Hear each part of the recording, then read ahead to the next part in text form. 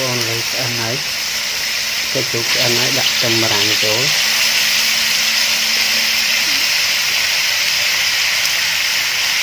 này nó men ấy cũng nên được trong bàn một chục chục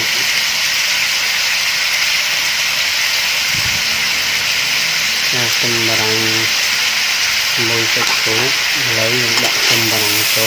cất ra thành bay được từ cái là được ăn anh nói là đặt chấm nhằm bà này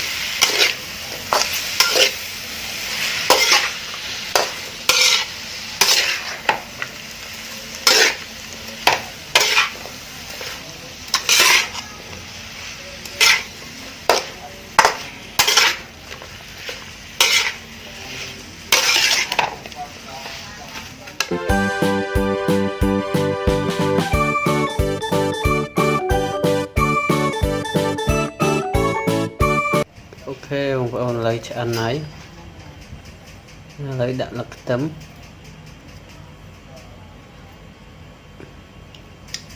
cho ăn ấy này đấy tầm vàng nghe nghe sưu tập pi lại để mà mốc sạch chốt tầm vàng máu rồi ok lấy cho ăn ấy đặt bông ôn nhằm được ở nè chán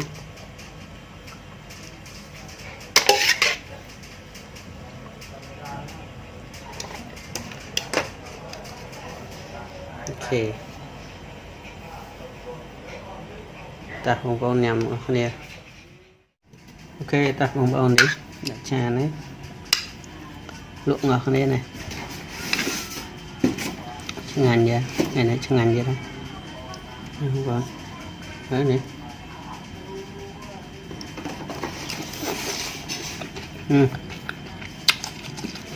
hành một con to hàng ngọt ngọt này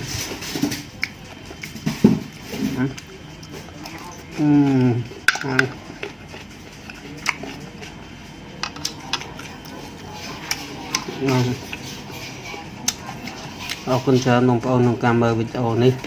thầm nào bông ôn mơ hai những chơi vơ đó hãy xong chui chích subscribe rồi chích shareในchannel យើងខ្ញុំផងយើងខ្ញុំនឹងមានវីដេអូថ្មីៗបន្តទៀតអរគុណច្រើនបាយបាយ